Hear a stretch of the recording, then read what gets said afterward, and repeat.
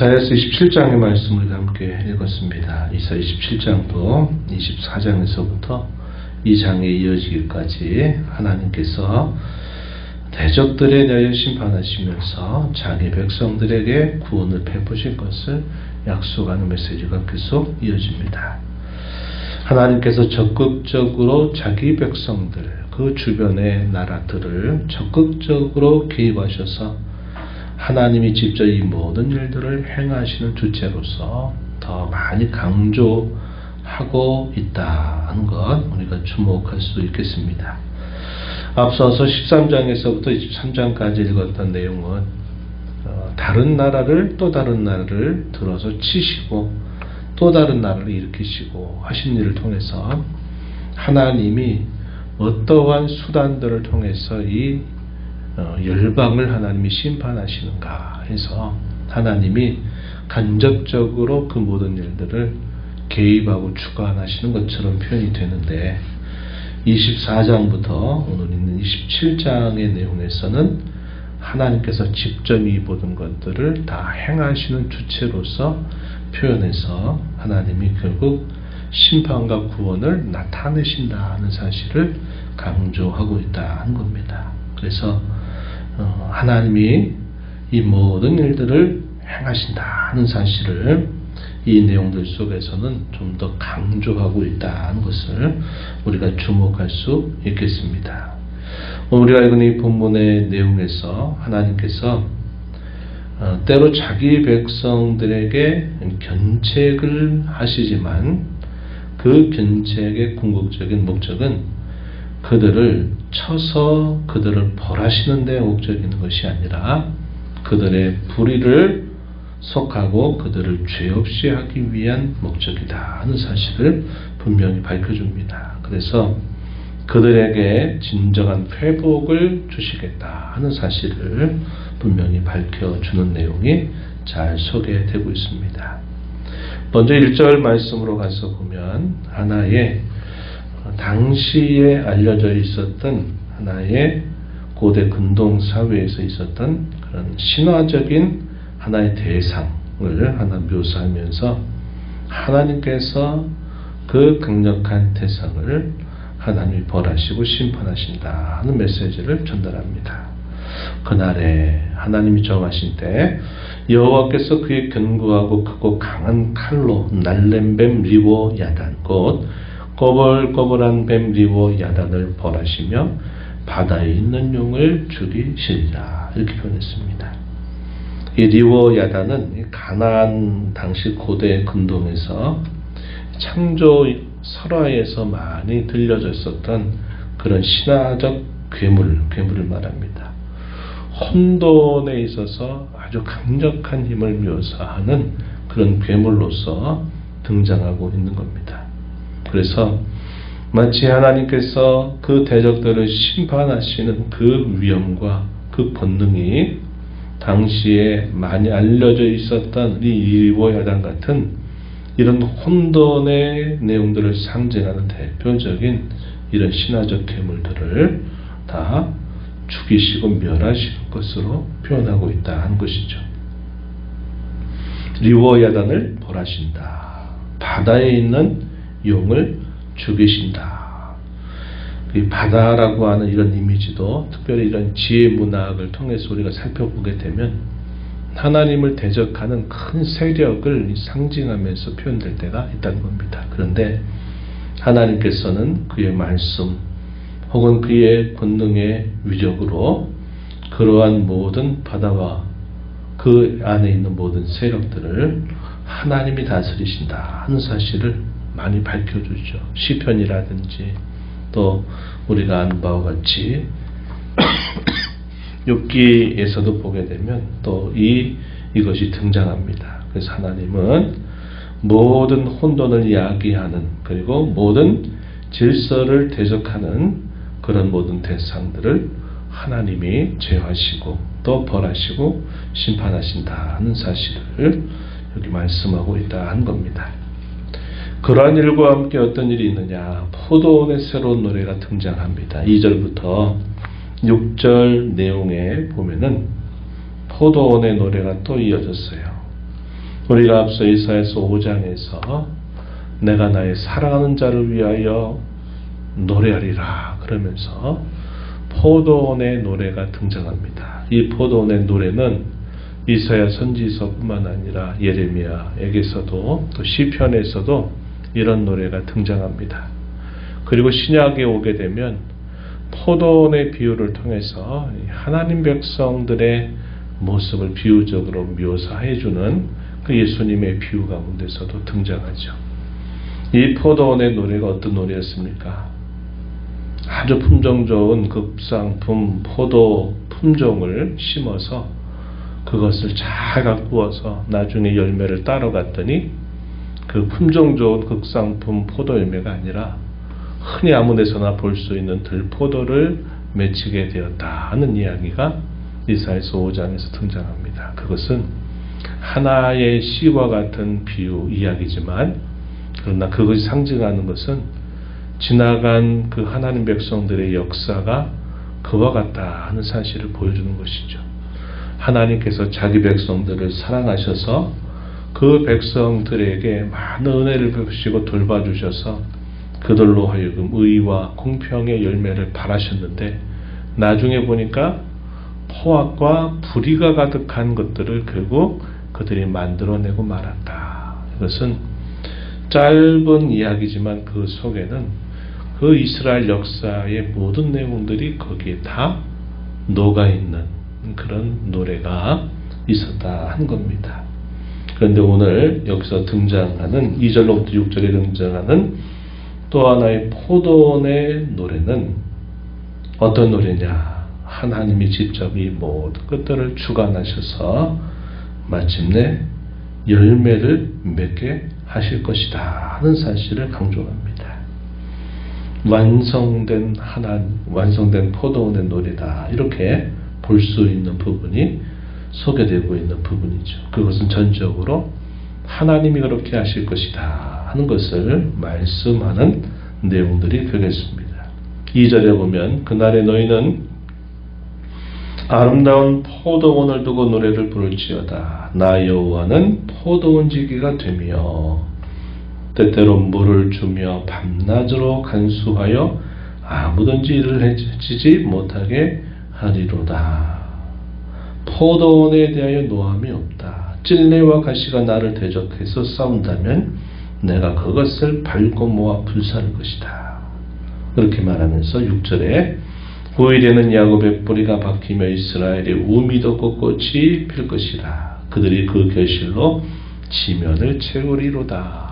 그래서 하나님께서 그 포도원의 이 포도나무들을 잘 가꾸고 또 그것을 해치는 어떤 것들이 있다 하더라도 그것들을 다 제거해서 거기에서 싹이 나고 우미도 없고 마침내 결실하도록 하실 것이다 하는 말씀을 한 겁니다.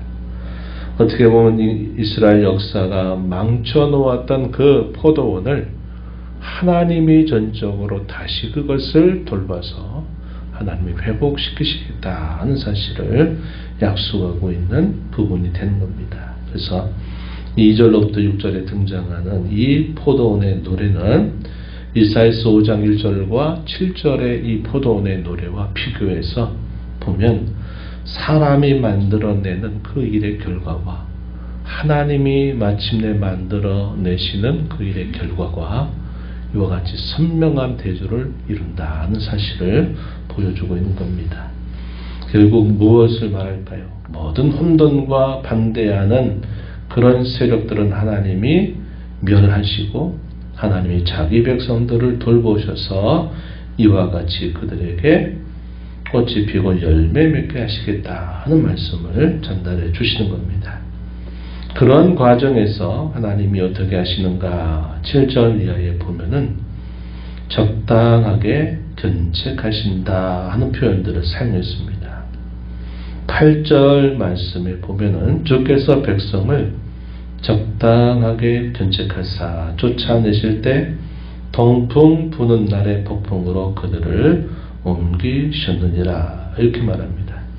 적당하게 견책하셨다 이 표현을 우리가 주목할 필요가 있다 하는 겁니다. 7절에서 말씀하시기를 하나님이 대적들을 치셨던 것과 자기 백성들을 치셨던 것은 그 목적과 그 의도에 있어서 전혀 다르다는 사실을 밝혀주고 있습니다. 7절에 주께서 그 백성을 치셨던들 그 백성을 친 자들을 치심과 같았겠느냐.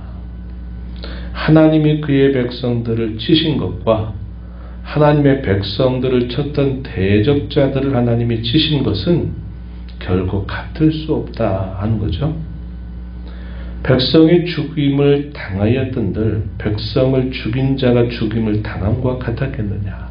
결코 같을 수가 없다 하는 겁니다. 그래서 겉으로 드러나는 것은 그 모양새가 비슷해 보이지만 하나님이 대적 나라들을 벌하시고 심판하시는 것과 하나님이 자기 백성들을 벌하시고 마치 심판하시는 것처럼 보여도 하나님 백성들을 대하시는 그 내용은 겉으로 볼 땐 비슷하지만 목적 자체가 분명히 다르다는 거죠. 마치 부모가 자식을 혼내는 것과 부모가 그 자식을 해치려고 하는 다른 사람에게 혼을 내는 것과 결코 같을 수가 없는 것과 마찬가지다 한 겁니다. 그래서 하나님은 그 백성들에 대하여 뭐라고 표현하시느냐? 견책하시는 것이다. 근데 그 견책이 지나치게 과도하거나 또 그것이 모자라서 살짝 마치 우리 솜방망이로 치듯이 살짝 이렇게 대고 탁 그런 많은 게 아니라 적당하게 견책하신다. 정도에 맞게 꼭 그들에게 필요한 정도만큼만 견책하신다는 겁니다. 우리 사람은 이 정도를 조절하지 못합니다. 어쩔 때는 너무 약하게 그러면 안 돼 이렇게 하고 지나간다든지 또 어떤 경우는 자기의 분을 막 섞어가지고 과도하게 심하게 혼을 내게 될 때가 많다는 겁니다. 그러나 하나님이 자기 백성들을 다루는 이 징계는 적당하게 하나님이 다루신다는 겁니다. 다시 8절에 보면 동풍 부는 날의 폭풍으로 그들을 옮기셨다 이렇게 표현했습니다. 이 동풍은 당시 근동 지방에 있어서 대단히 거대하고 사납고 큰 바람의 세력을 표현했습니다. 그러나 여기 폭풍이라고 하는 것은 일시적으로 한번 불고 사라지는 바람이에요. 근데 잘 보세요. 동풍이 부는 날에 거세고 무섭고 크게 불어부는 그런 바람이 부는 날에 폭풍 일시적인 바람을 일으켜서 그들을 옮겼다. 이 말은 작은 것을 통해서 큰 화를 당하지 않게 하시려고 하는 것을 표현하는 말씀이 되는 겁니다. 그 목적은 뭘까요? 9절에 야곱의 불의가 속함을 얻으며 그의 죄 없이함을 받을 결과 이렇게 표현했습니다. 불의가 속함을 얻도록 죄 없이함을 받게 하시도록 적당하게 견책하신다 하는 것입니다. 이것이 오늘 본문 속에서 하나님이 자기 백성들에게 결국 어떻게 행하실까 할 때 그 백성들의 참된 열매를 위해서 하나님이 자기 백성들에게는 이 적당한 견책을 통해서 그들의 불의를 속하고 그들의 죄로부터 벗어나게 하시도록 하나님이 행하신다 하는 사실입니다. 이것이 신약시대를 보게 되면은 하나님께서 권징이나 징계라고 말하는 것, 칙이라고 말하는 것의 목적과 동일한 겁니다. 교회에서 어떤 공적인 죄를 다룰 때 그런 문제를 다루는 그 목적도 그것을 통해서 돌이키고 회복하게 하시려고 하는데 궁극적인 목적이 있다 하는 겁니다. 그래서 이것이 하나님이 자기 백성들을 대하실 때 늘 하나님이 가지시는 그분의 마음이다 하는 사실을 우리에게 보여주죠. 그래서 적당하게 견책하신다 하는 것을 우리가 잘 주목하고 이 마음에 간직할 필요가 있다 하는 것입니다. 우리가 이러한 말씀들을 살펴보면서 하나님은 옛 자기 백성들을 이와 같이 양육하셨다. 역사 속에서 이와 같이 그들을 기르셨다는 사실을 우리가 볼 수 있습니다. 우리가 이 땅에 살아가는 삶 속에서도 하나님은 적당한 견책들을 우리의 삶에 두셔서 우리로 하여금 잘못된 길들을 걸어갈 때 그것을 깨닫고 돌이키게 하시는 일들을 하나님이 행하시는 겁니다. 그래서 그러한 일들을 우리가 맞을 때는 하나님께서 그런 견책을 통해서 우리를 회복시키시는 그분의 마음을 헤아리고 그분의 부르심에 우리가 응답하면서 하나님께로 가까이 나아가는 삶을 살아야 됨을 배우게 됩니다. 그것을 통해서 진정한 복을 누리게 하고 더 큰 화를 피하게 하시려고 하시는 하나님의 사랑이 그 안에 담겨 있다는 사실을 우리가 배우게 되는 것입니다. 이런 하나님의 일하심을 우리가 생각하면서 일상 속에서 늘 하나님을 더 가까이 하고 그분의 마음을 알아들이는 신앙생활이 되기를 진심으로 바랍니다. 하나님 아버지 감사합니다. 이 새벽 시간 저희들을 깨워주시고 오늘도 새 날을 주신 아버지 앞에 나와 찬양드리며 주의 말씀에 귀를 기울입니다. 하나님께서 대적들을 대하시는 것과 자기 백성들을 대하시는 일에는 분명한 목적과 결과가 다르다는 사실을 말씀해 주셨습니다. 대적들에 관하여는 하나님의 엄밀로운 공의로우심을 통해서 그들을 벌하시고 심판하시겠지만 자기 백성들을 대하시는 일은 적당하게 견책하신 일을 통해서 더 큰 화를 면하게 하시는 하나님의 사랑이 있음을 배우게 됩니다. 도리를 속하고 죄로부터 떠나서 그들로 하여금 참 삶의 열매를 맺게 하시도록 하나님이 그들을 기르시고 양육하신다는 사실을 통해 오늘도 저희들의 아빠 아버지가 되셔서 저희들을 대하시는 하나님 사랑의 손길을 깨닫고 또 잘 알아들이는 저희의 모습이 되기를 원합니다. 저희의 삶 속에서 적당하게 저희들을 견책하실 때마다 그것을 잘 깨닫고 늘 그 하나님의 사랑을 기억하며 잘못된 길에서 돌이키는 저희의 삶의 열매가 있게 하시고 일상 속에서 늘 하나님을 가까이 하는 삶을 살아가는 저희들이 되게 주시옵소서. 주 앞에 나와 기도하는 모든 심령들의 간구를 귀 기울이시고 응답해 주시기를 바라며 예수님 이름으로 기도하옵나이다. 아멘.